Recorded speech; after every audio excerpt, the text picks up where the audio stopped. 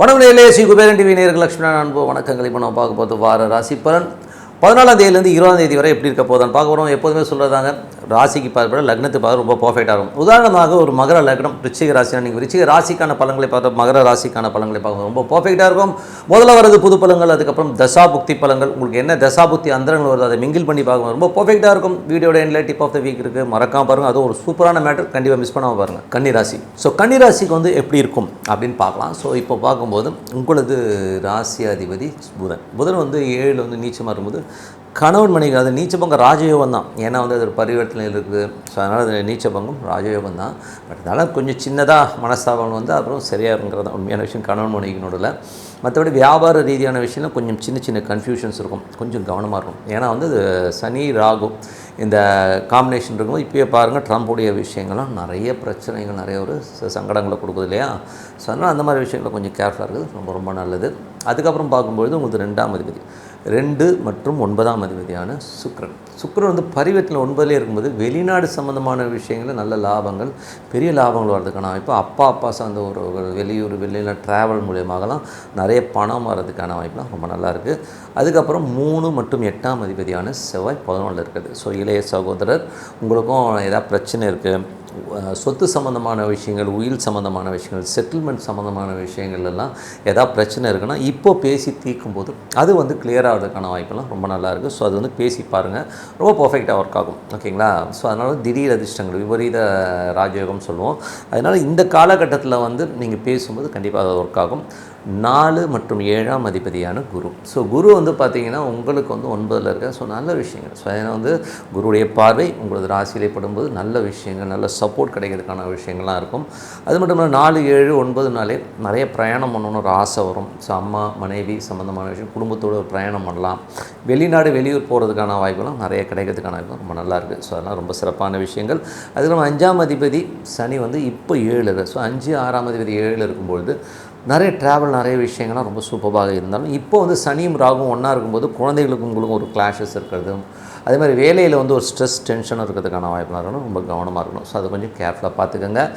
அதுக்கப்புறம் பார்க்கும்பொழுது உங்களது 7ஆம் அதிபதியான குருவும் பார்த்திங்கன்னா அது 9ல் இருக்கும்போது கொஞ்சம் இந்த ட்ராவல் ஜாஸ்தியாக இருக்கும். மற்றபடி வந்து ஒன்றும் பெரிய விஷயம் இல்லை. பட் இருந்தாலும் இந்த சனி ராகு குருன்னு நிறைய கன்ஃபியூஷனான பிளான் இருக்கும்போது எதையுமே டெசிஷன் எடுக்கிறதுக்கு வந்து ரொம்ப வந்து நம்ம வந்து சங்கடப்படும். ஓகேங்களா. ஒரு கன்ஃபியூஷன்ஸ் இருக்கும். அதனால் கொஞ்சம் பொறுமையாக உட்காந்து, ரொம்ப கன்ஃபியூஷனாக ஒரு எழுதிடுங்க, கடற்கடன் ஒரு பேப்பரில் எழுதிட்டு ஒரு நாள் கழித்து உட்காந்து படித்து பார்த்தீங்கன்னா அது கிளியராக அதுக்கான வாய்ப்பெல்லாம் ரொம்ப நல்லாயிருக்கும். அதுக்கப்புறம் பார்க்கும்போது உங்களுக்கு 8ஆம் அதிபதி வந்து 11ல் இருக்கும், விபரீதராக இருக்கணும். ஒரே சொன்ன மாதிரி நல்ல ஒரு ராஜ யோகங்களை அள்ளி தரதுக்கான வாய்ப்பெல்லாம் ரொம்ப நல்லாயிருக்கு. அதுக்கப்புறம் பார்க்கும்போது 9ஆம் அதிபதியான சுக்கிரன். ஸோ 9ஆம் அதிபதி சுக்கிரன் வந்து பரிவர்த்தனை 9லே இருக்கிறது தான் அர்த்தம். ஸோ அதனால் நல்ல லாபம் இருக்கும், குடும்பத்துக்கு தேவையான பணம் வர்றது, வெளிநாட்டில் இருக்கிறவங்களாம் வந்து ஒரு பெரும் பணம் கிடைக்கிறதுக்கான வாய்ப்பு ரொம்ப நல்லா இருக்குது. 10ஆம் அதிபதியான புதன் வந்து பார்த்திங்கன்னா உங்களுக்கு நீச்சபங்க ராஜயோகம், தொழில் திடீர் வெற்றி, திடீர் ஒரு நம்ம நினச்சி கூட பார்க்காத அளவுக்கு ஒரு நல்ல ஒரு ஆர்டர் வர்றது, இந்த மாதிரி விஷயங்கள்லாம் ரொம்ப நல்லாயிருக்கு. அதுவும் சுக்கிரன் புதன் போது ரொம்ப ஜாலியாகவும் ஃபன்னாகவும் இருக்கணுங்கிற எண்ணங்கள்லாம் நிறைய இருக்கும். ஸோ அதெல்லாமே ரொம்ப சிறப்பு தான். அதுக்கப்புறம் பார்க்கும்பொழுது உங்களுக்கு 11ஆம் அதிபதி. ஸோ 11ஆம் அதிபதியில் வந்து பார்த்திங்கன்னா செவ்வாய் இருக்கார், நீச்சமாக இருக்குன்னா நண்பர்கள் வந்து சில நேரங்களில் மன காயம் வர்ற மாதிரி பேசுகிறது, அண்ணங்கிட்ட பேசும்போது கொஞ்சம் கவனமாக பேசுறது ரொம்ப நல்லது. ஸோ அதில் வந்து என்ன தான் நீச்சபங்க ராஜயோகம் அது நீச்சமாகும்போது அது மனக்காயங்களை ஏற்படுத்தும். ஸோ சில நேரத்தில் வந்து ஐயோ என்னடா இப்படி பேசிட்டாருங்கிற மாதிரி விஷயங்களை கண்டிப்பாக ஏற்படுத்தும். அதுக்கப்புறம் 12ஆம் அதிபதியான சூரியன். ஸோ 12ஆம் அதிபதி சூரியன் வந்து உங்களுக்கு இப்போது 8ல் வந்து உச்சமாகிறார். ஸோ அதனால் வந்து சில நேரத்தில் சில விஷயங்களை நினச்சி கொஞ்சம் என்னடா இப்படி இருக்கே அப்படின்னு ஏதாச்சும் ஒரு மன உளைச்சல் வர்றதுக்கான வாய்ப்பு இருக்கிறனால கொஞ்சம் கவனமாக இருக்கணும். அதுவும் கேதுவுடைய விஷயங்களாக இருக்கும்போது ஏதோ கடன் சம்மந்தமான விஷயங்களும் இல்லை அப்பா சம்மந்தமான விஷயங்களை நோக்கி கொஞ்சம் மனசு நோக்கணும். என்ன அப்பாவுக்கு இப்படி இருக்கே, அப்பா இப்படி பேசிட்டாரு, ஏதோ ஒன்று போட்டு உலட்டிக்கிட்டு நைட்டு தூங்காமல் இருக்கிறது, பாஸு நம்மளோட மேலதிகாரி ஏதாச்சும் பேசிட்டாருங்கிற மாதிரி எண்ணங்கள்லாம் இருக்கும். ஸோ கொஞ்சம் வந்து அந்த ஒரு 10-12 நாள் அந்த ஒரு டென்ஷன் இருக்கும். அதுக்கப்புறம் வந்து பார்த்துக்கலாம். ஏன்னா வந்து சூரியன் 8ல் போகும்போது கண்டிப்பாக வந்து அந்த ஒரு மாதிரி ஸ்ட்ரெஸ்ஸை கண்டிப்பாக ஏற்படுத்தும். அதனால் தூங்காமலாம் இருக்காதீங்க.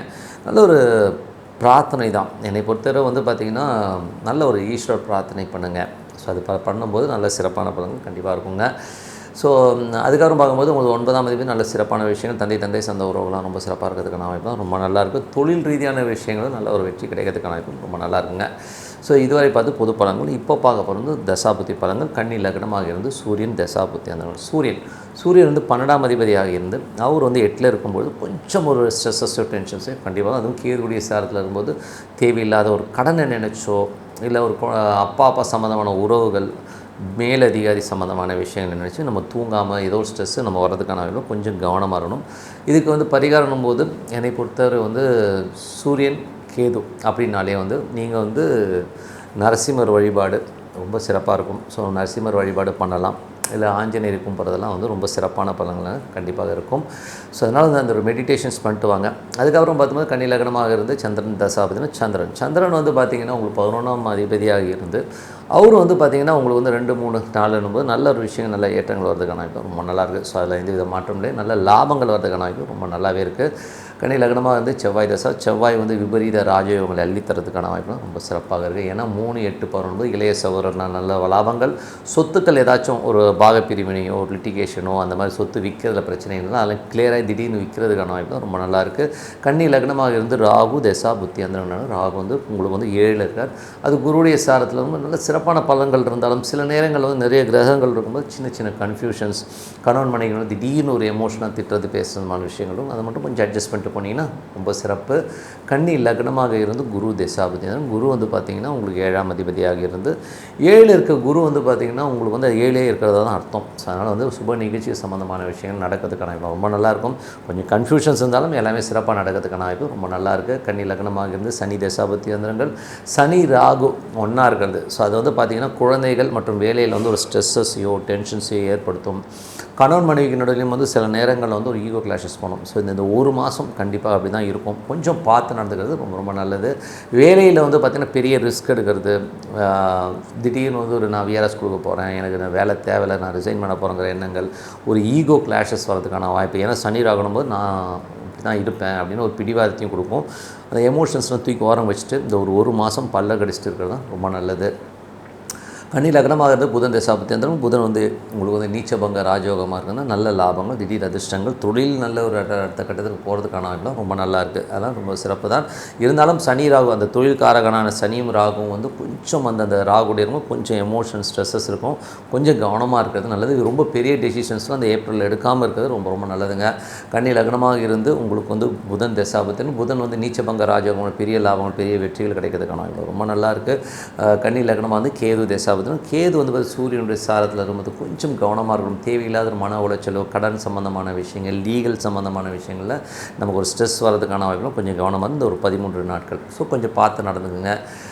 கன்னி லக்னம் வந்து சுக்கிரன் தசாவது, சுக்கிரனால சிறப்பான விஷயங்கள் கொஞ்சம் அந்த உச்சமாக இருந்தாலும் அது குருடைய சாரத்தில் இருக்கும்போது நிறைய பிரயாணங்கள், அது மட்டும் இல்லாமல் வந்து நிறைய செலவுகள், ஏதாச்சும் பெருசாக பிளான் பண்ணுற மாதிரி விஷயங்கள்லாம் கண்டிப்பாக இருக்கும். கொஞ்சம் கவனமாக இருக்கிறது ரொம்ப நல்லது. ஏன்னா அது சனி ராகு குரு எல்லாமே ஒரே ஒரு கன்ஃபியூஷனான ஸ்டேட்டஸை கொடுக்கும். என்ன டெசிஷனும் எடுக்க முடியாமல் இருக்கும். அகலக்கால் வைக்காமல் கொஞ்சம் பொறுமையான இந்த ஏப்ரல் மாதம் வரை வந்து ஏதாவது இருந்தாலும் யோசித்து பேசுகிறது, ஒரு வாரம் கழித்து சொல்கிறேன், 4 நாள் கழித்து சொல்கிறேன்னு சொல்கிறது ரொம்ப நல்லதுங்க. ஸோ அந்த மாதிரி விஷயங்களை ஏற்படுத்திக்கிங்க. ஸோ மற்றபடி என்னங்க எல்லாமே சிறப்பு தான். சார் என்னை பொறுத்தவரை வந்து பார்த்திங்கன்னா இந்த கேல்குலேஷன் அப்ளை பண்ணினா ரொம்ப பர்ஃபெக்டாக. Tip of the week. So tip of the வீக்கில் வந்து டார்ச்சர் பார்ட்டி யார்? ஸோ டார்ச்சர்னால் ஏகப்பட்ட டார்ச்சர் இருக்கிற போது இது ஒரு வித்தியாசமான கணக்கு தாங்க. இது வந்து பர்ஃபெக்டாக 100% எல்லா இடத்துலையுமே வந்து நடக்கிற ஒரு விஷயம்தான். யாரோட லக்னம், எந்த லக்னமாக வேணால் இருக்கட்டுங்க. ஸோ நீங்கள் எந்த ராசி, எந்த லக்னம் தான் ரொம்ப மெயின். ஸோ உங்கள் லக்னத்துலேருந்து உங்களது ராசி வந்து 8ஆம் இடமாக இருந்ததுன்னு வச்சுப்போமே. இப்போ உதாரணத்துக்கு ஒருத்தர் வந்து மகர லக்னம்னு வச்சுப்போமே, அவருக்கு வந்து 8ஆம் இடங்கிறது சிம்மமாக வரும். ஸோ அதனால் வந்து உங்களுடைய லக்னத்துக்கு சந்திரன் வந்து 8ல் வந்துச்சுனாலே அவங்க வந்து ஒரு டார்ச்சர் பார்ட்டியாக தான் இருப்பாங்க. உதாரணமாக அவங்க எப்படி இருப்பாங்கன்னா, கிட்டத்தட்ட வந்து இந்த மாதிரி ஒரு கேரக்டர் வந்து ஒரு ஃபேமிலியில் 1, 2 வந்துடும். 1 வந்தால் ஏடா கூடம், 2 வந்தால் அவ்வளோதான் பாவம், 3 நாள் வந்துச்சுன்னா முடிஞ்சு போச்சு சோழிங்கிற கதையில் தான் இருக்கும். அது எப்படின்னா உங்களுக்கு வந்து அந்த 8ல் இருக்கிறவங்க வந்து என்ன பண்ணுவாங்கன்னா, நிறைய டார்ச்சர்ஸ், அவங்களோட எதிர்பார்ப்புகள் அதிகமாக இருக்கும். ஒரு லெவலில் வந்து பார்த்திங்கன்னா உங்களை அடிமைப்படுத்துறதை தான் அவங்க வந்து கொள்கையாக வச்சுருப்பாங்க. நீங்கள் என்ன பண்ணாலும் அதுக்கு குறை கண்டுபிடிக்கிறதே வந்து அவங்களுக்கு வந்து பொழப்பாக இருக்கும். நீங்கள் என்ன வேணால் விழுந்து செஞ்சிங்கனாலும் அதில் வந்து ஒரு குத்தம் குறை, நீ இது சரியில்லை அது சரியில்லைன்னு சொல்கிறது. நீங்கள் என்ன வாங்கி கொடுத்தாலும் சரி, அடுத்த நாளே சொன்னி நீ என்னத்தை செஞ்சிட்டேன்னு கேட்பாங்க. ஸோ இந்த மாதிரி ஒரு கேரக்டரைசேஷன் இருக்கும். உட்காந்த இடத்துல வந்து டார்ச்சர் பண்ணுறது வந்து இந்த மாதிரி கேரக்டர் தான். ஸோ இவங்க வந்து தானும் சந்தோஷமாக இருக்க மாட்டாங்க, மற்றவங்களையும் வந்து சந்தோஷம் இல்லாத ஒரு மனோபாவம் இவங்ககிட்ட இருக்கும். தப்பாக சொல்ல, இது வந்து அமைப்பே அப்படி வருதுங்க. ஏன்னா லக்னத்தில் வந்து 8 சந்திரன் இருக்கும் பாருங்கள், அவனுக்குள்ளே ஒரு போராட்டம் இருந்துகிட்டே இருக்கும். தான் நிம்மதியாகவே இருக்க மாட்டான். இல்லை இப்படி இருக்கணும் அப்படி இருக்கணும்னு சொல்லி ஒரு கம்பேரிசன் இருக்கும். மற்றவனை பார்த்து அதீதமான ஒரு பொறாமைகள் வந்து இவங்ககிட்ட கொஞ்சம் ஜாஸ்தியாகவே இருக்கும்னே சொல்லலாம். ரொம்ப ஒரு கன்ஃபியூஷன் ஸ்டேஜஸில் ஏதாவது போட்டு உழப்பிக்கிட்டே இருக்கிறது வந்து இவங்களுக்கு வாரத்தில் வந்து ஒரு நாளோ 2 நாளோ சந்தோஷமாக இருக்காங்க, மற்ற 4 நாள் வந்து கிளின்னு கிளிக்கிறது தான் வந்து இவங்களுடைய ஹேபிட்டாகவே இருக்கும். ஸோ இவங்களுக்கு வந்து ஒரு கணவனோ மனைவியோ இந்த மாதிரி வந்து அமைஞ்சிட்டாங்கன்னு வைங்களேன், வச்சு செஞ்சுருவாங்க. கிட்டத்தட்ட வந்து எனக்கு அது இல்லை இது இல்லை அது சரியில்லை இது சரின்னு சொல்லி நொட்டு நொசுக்கு சொல்லி டார்ச்சர் பண்ணுறதுலாம் இவங்க தான்.